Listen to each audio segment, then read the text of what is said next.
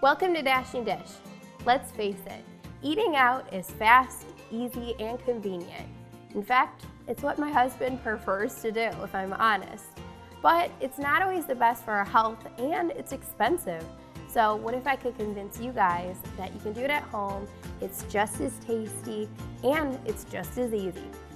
Our Copycat menu includes traditional yet clean eating orange chicken, flavorful crispy Qdoba tacos, and if you're a Starbucks fan, try the Skinny Protein Frappuccino. And for those snacking binges, homemade, clean eating Doritos. I'm Katie Farrell. Join me and my husband Sean as we make our favorite fast foods at home. And let's see if I can convince him that eating at home is better. Come join us.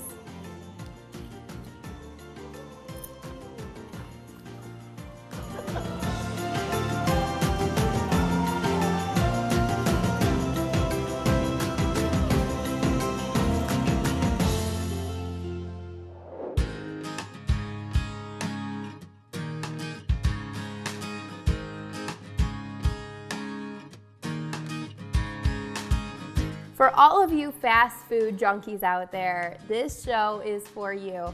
Today we're going to be making healthier versions of your favorite fast food and takeout foods, and so we're going to call this show the Copycat Show. I like to say that I put a copycat healthier spin on all of your favorites. So my husband is here with me, my very favorite sous chef in the whole world. And Hi. He always says he doesn't know how to cook, but I mean, really, when I watch him, I'm like, you're just putting that up as a fun. I think you just want me to Just do all French the cooking. toast, any breakfast food. You just want me to do all the cooking is really what You are way better at that. because when push comes to shove, he knows how to make a few things. So he's gonna be helping me. We're gonna make an orange chicken. So if you like Chinese takeout, you're gonna love this recipe. And Sean, I know you're a fan of it as well. Fried rice mainly, but yeah. He did get sick on a orange chicken recipe at one time. Yeah. So I Haven't think had it in a ever while. since then you've been a little leery. I've never gotten sick from your food, so this is going to probably be a little bit better. Right, one more reason to make Dashing Dish over fast food. So we have some chicken. We have about a pound of chicken here that you cut up into bite-sized cubes. And then to make the sauce, we have a tablespoon of soy sauce, a tablespoon of rice wine vinegar, half teaspoon of dried ginger, 2 tablespoons of sweetener, a juice of 1 orange or about a 1/3 cup of orange juice, 2 tablespoons of ketchup, and if you want to top it with sesame seeds or red pepper, we have some sesame seeds here.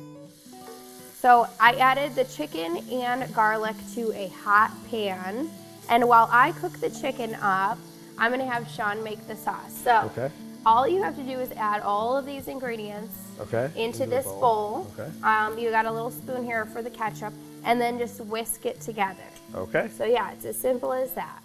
So really this show theme came because the crew behind the wonderful cameras here at Cornerstone requested, 2 of the guys requested that we would do some kind of copycat show because the whole crew gets to feast on all of these meals and recipes that we make. But 2 of the guys, the camera guys, requested that we would do a healthier version of some fast food favorites. And I thought, well, who better to make these recipes with me than Sean? Because he is a fast food lover that I have helped suppress that desire, hopefully a little bit by making some of these recipes at home. Well, ever since I started working outside the home is when I never understood the concept of fast food before, but now when you're on the go and constantly traveling, it's like, oh, it's really quick and convenient, you know? So there is a little bit to that. Does this look okay? Yep, that sauce looks great. So we're gonna just cook the chicken until it's browned, just on the outside. Okay, so this looks perfect. Yeah. Another tip is you could always just cut into one of the pieces of chicken, and if it's just a little bit pink at this point, that's fine. It'll continue to cook with the sauce, but you want it to be mostly white, mostly cooked through. So we're gonna add our sauce to the pan, and then what we're gonna do to thicken this sauce up is it's going to continue to thicken just with the heat, but we're gonna take our cornstarch. We have You could do 1 or 2 tablespoons depending on how thick you want the sauce to be, but I don't like it too thick, so I'd say a tablespoon. And you're gonna just add about a tablespoon of water to this little bowl. Just gonna pour it into the pan. And the magic of cornstarch is it thickens your sauce over the heat. So as that kind of gets warmed up, it will make your sauce nice and thick. And Sean, what would you have with this orange chicken? What would you like it with? Fried rice. That's what I thought. We do have some fried rice recipes on Dashing Dish, but tonight we're just gonna have some brown rice and some steamed broccoli. So that way the kids will probably have a little bit of broccoli, mostly rice. Sean will have just rice. You know what makes and I'll have the broccoli. You know what makes rice good though is the sauce that goes with it. So I think you have a yum yum type sauce on your side. I do, yes, you're right. So you'll want to just continue to kind of stir this just a little bit while it thickens. So that looks perfect. You can see how the sauce is starting to thicken up a little bit and it's kind of running off of the spoon, just like more of a thickened sauce. And that's perfect. That's what you want when you serve it with your sides. And to finish it off, we're just gonna do some sesame seeds. And I think that looks pretty good. What do you think? I think it looks delicious. So you can see that it's low in sugar. We didn't add a lot of, unhealthy fats or anything like that. So much lighter, much healthier for you, and pretty quick and easy. So thanks for making this with me. Yeah.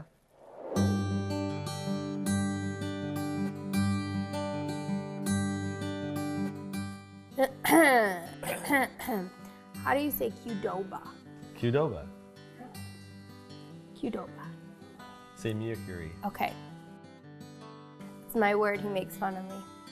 All right, if you're a fan of Qdoba, stay tuned for this recipe.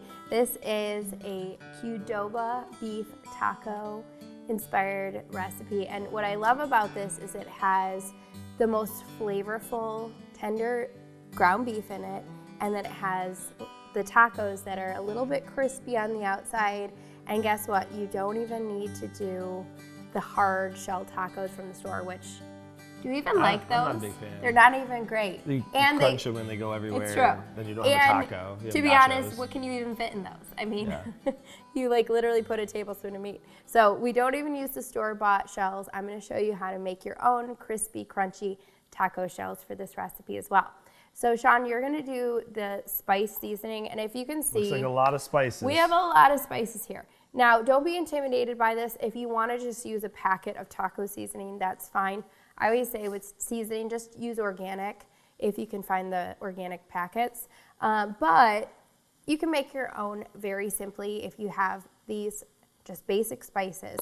So I'm gonna kind of go through all of our ingredients here to make sure you have them on hand. We have a ½ teaspoon of oregano, 1 teaspoon of paprika, 2 teaspoons of salt, 1/2 teaspoon of garlic powder, 1/2 teaspoon of onion powder, 1 tablespoon of chili powder, and 3 teaspoons of cumin. We also have a ½ cup of salsa and 1 8-ounce jar of tomato sauce and 1 tablespoon of tomato paste. We also have in the pan here 1 pound of ground beef, but you could use any kind of ground meat that you like. So, Sean, I'm gonna have you add all of our seasonings to this little bowl and then just stir them up. You have your measuring spoons here, and you can just go ahead and start the spices. Okay. And meanwhile, I'm gonna start breaking up our ground beef for these tacos. And I have my little favorite ground meat tool that helps me get it nice and finely broken up. And you just wanna start to cook this until it browns in the pan. So you'll just wanna cook up this meat until it is just about brown, and then we're gonna add our spice mixture and let that cook for just a minute or two once we add the spices. I really like to add the spices in the last few minutes of cooking meat and just let it kind of catch on that heat a little bit. It brings out all the flavors of the spice, and you don't want it to burn, so I just add it literally in the last few minutes of cooking the meat. So Sean, you can go ahead and pour that into the ground Okay. beef. And this would be Sean's recipe of choice, or Yeah, what you make he really would. good tacos. This would be what he would request if you know, I were to make something at home. And Sean was actually really creative when we did move here. One of the things that made cooking a lot easier for me, and I highly recommend it because it just takes a lot of the thought out, is theme nights. Yeah. And so what did you choose for theme nights? Pizza was the first night, Yes, obviously. and that's our Friday. Yep, there's taco. I mean, I think everybody Taco has Tuesday. Taco Tuesday, which I guess is trademarked, so. But hey, it works, and we've been doing it since we moved in, and honestly, it's so refreshing to me, Tuesdays and Fridays. Yeah. It's already just planned. We have something that's pizza inspired. It's not always actual pizza. So like a pizza stuffed chicken breast on Dashing Dish would be a good recipe to make for pizza night. And then something like this, or any kind of taco inspired dish. We usually do one breakfast night too. True, It's always... true, we do. So I will have you add the salsa, Okay. and I'm gonna add the tomato sauce Okay. to the meat, because we let those spices brown just a little bit. And then you can take that spoon and put that tomato paste in there. And tomato paste is really, really rich. So when you add tomato paste to a recipe, it adds a lot of flavor. So I recommend, if you've never done tomato paste in your Mexican dishes, it adds just about a tablespoon, adds so much flavor. So that looks really good. So now we're gonna let this just kind of simmer over. Caramelize. That's right, caramelize over medium heat here. And while this caramelizes and simmers and just kind of reduces down some of that liquid, we're going to make our taco shells. She doesn't go for the chips very often. I don't like a lot of places, not a lot of places do chips well. But I mean, my favorite thing is there's a chili crema sauce. All right, at Qdoba. Okay. we're ready. Just shut that down. That's right. All right, so we have a pan, a sheet pan, and we're not gonna line it with anything. We want the pan to get really hot, and that's what's going to make these shells really crispy. Okay. So you can spray this with some cooking spray. Then we warmed up some corn tortillas, but you could use any kind of tortillas that you like, just for about 30 to 60 seconds in the microwave so that they're easier to fold and to work with. So you want some warm tortillas. So let's get the really warm ones on the bottom. All right, so you can just kind of take the tortillas and put just enough that can fit on this pan. Do you want them overlapping? If they do a little bit, that's fine. You can see how this beef mixture has thickened up really nicely. This is definitely going to be something that Sean is going to enjoy, I can tell you right now.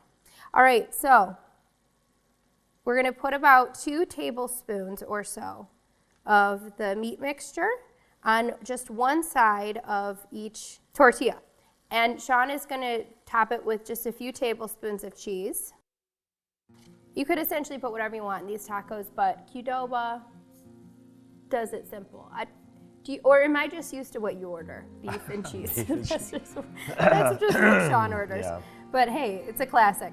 All right, so then you're gonna fold them over and just give them a spray with cooking spray. All right, so Sean, Yes. I'm gonna have you put this this baking sheet pan on top. Okay. Okay, so we just are gonna place that on top, and that is going to get the other side of the shell really crispy on the other side when we put it in the oven, because that top baking sheet pan is gonna get really hot as well as the bottom. So it's gonna crisp both sides and kind of glue it together with that cheese and meat in the middle. So it's a nice crispy shell with all of your fillings inside. That's amazing. So we're gonna pop these in the oven, 400 degrees for 15 to 20 minutes. And when you pull them out, you'll wanna give them just a few minutes to cool, and they're ready to eat. Coming up next, never spend money on another blended drink again. Once you try this thick, creamy protein frappuccino, you will never go back.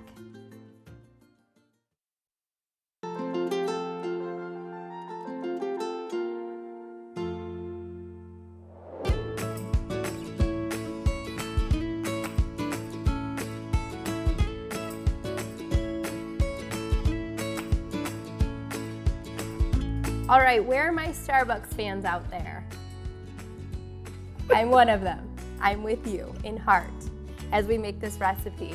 We're making our Starbucks Protein Frappuccino. So, say that 3 times fast. There's one sneaky ingredient that adds protein to this recipe, which I will show you what it is, and that's what sets it apart from Starbucks, as well as we don't add a whole bunch of sugar and other ingredients. And you save about probably $10 making this at home, so it's a win-win. Now, Sean, I'm gonna have you do the toppings, but we're gonna talk about what goes into this Starbucks Frappuccino. We have 1 teaspoon of dried instant coffees, 2 teaspoons of sweetener, 1/2 cup of cottage cheese. There's our star protein ingredient for this recipe. 1 tablespoon of protein powder, another little shot of protein there, and some ice cubes and water. And that's really gonna be just a taste. So I have about 2 cups of ice cubes and maybe about a 1/2 cup to a cup of water. We have some glorious toppings, which we'll discuss at the end. So I'm gonna start by adding cottage cheese to a blender. Do not be scared. If you have never tried cottage cheese in a shake, I'm telling you, you'll never be the same once you try it. You don't know what's in there. You don't taste chunks or clumps of anything.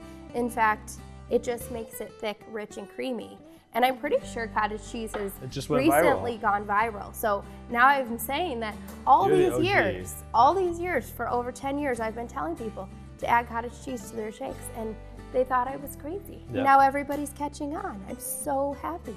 So we're gonna add our other ingredients to our blender. And this is something that is a really quick pick-me-up as well, unless you choose to do decaf, but it's something that I like as just kind of a midday treat. So Sean, what are some of your midday treats? Snacks, as I call them. Actually, I should just say what's your number 1, because we could be here all day. I like all snacks. I like chips, bars. Number 1. Candy. I don't know, peanut M&Ms. Okay, what? That was more than 1. So that's my point exactly. A shot of whipped cream. That's my point exactly. So yes, if you're a coffee lover and just going through the Starbucks drive-through midday is your ideal kind of like treat, then this is perfect for you. So we're gonna go ahead and blend this up. The top doesn't fit on my blender perfectly, so hence the towel and the splatter. Okay, so you can see how rich and creamy that looks. And if you want to make it thicker, you can add more ice. That looks delicious. But I'm telling you, you'll never know that there was cottage cheese in there, and it just adds some extra protein. So we're going to have you top this with a little bit of whipped cream, some chocolate chips. Okay. You gotta shake it first.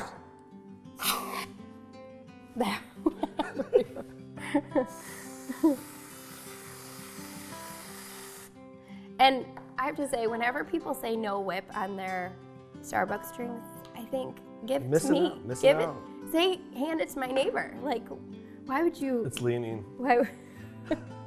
Why would you skip on the whip? Oh, yeah. It's the best part. Don't skip on the whip. Hashtag. Here we go. All right, so we're gonna tap it with some chocolate chips, which is certainly optional, but why wouldn't you?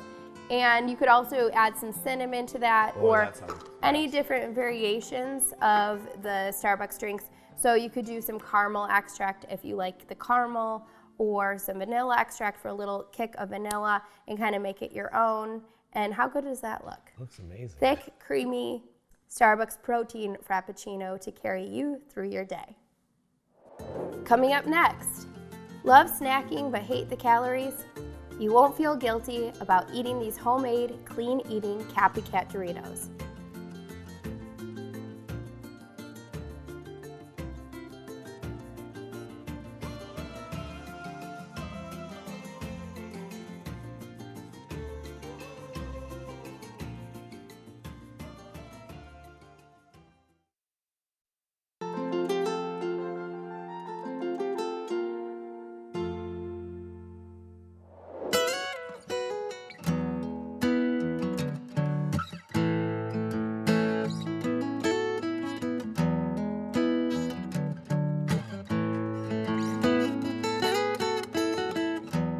All right, we're gonna be making our most requested by our camera crew, specifically Rob. One of his favorites today, and I think it's probably just a typical American favorite chip, which is a clean eating Dorito. Now, if you haven't heard of the term clean eating, it's just simply what I like to say is as close to how God made food as possible.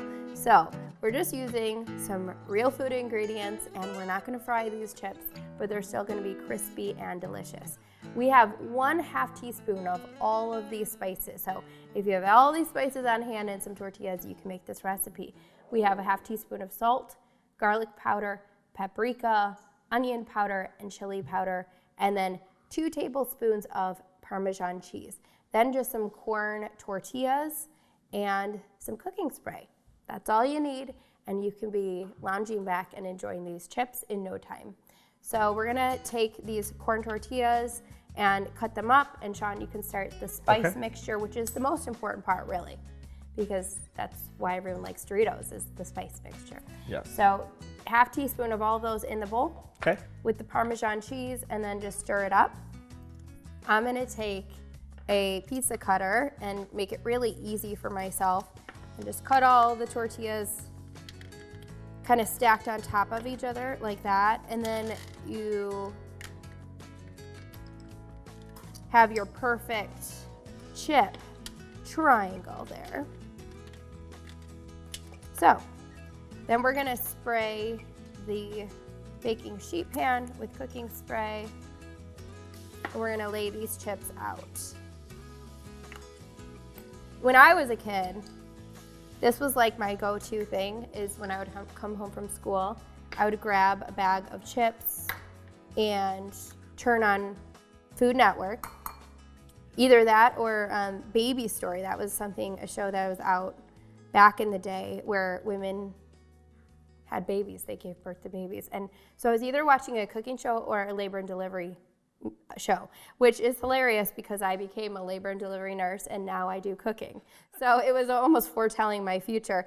And I would just sit there and veg out with a bag of chips. So now that I know how to make a healthier version, that's definitely a plus. Because I don't watch those shows anymore, but I usually just sit and watch kids' movies now while my kids eat these chips with me. So what are your favorite memories as a kid when you were kind of just snacking on stuff? Do you have any?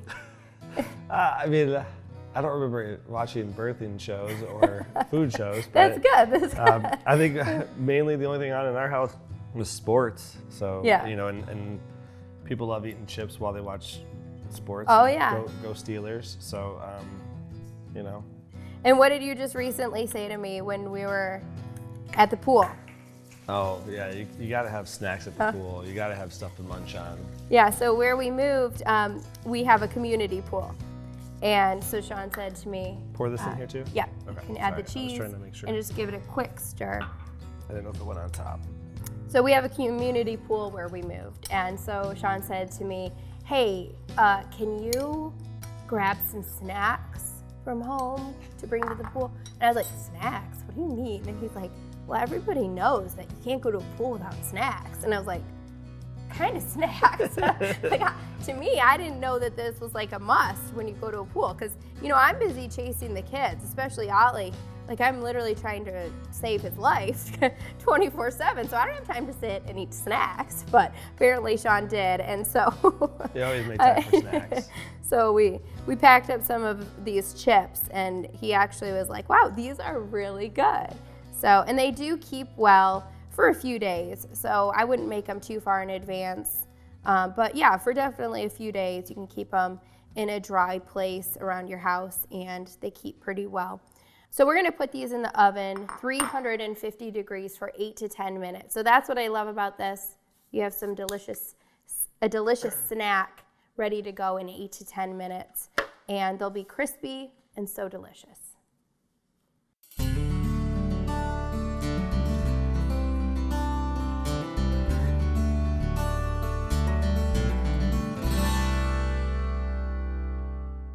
Well, I had so much fun on this Copycat theme show today, cooking with my husband and making some of our fast food favorites at home.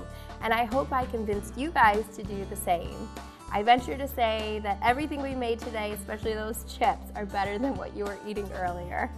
If you'd like any of these recipes, you can head over to dashingdish.com, where you will find recipes and more to nourish your body and soul. Take a bite. Take a bite. Yes.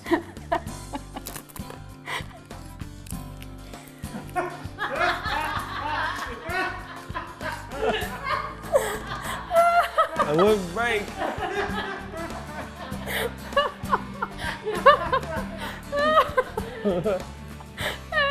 You might break a tooth.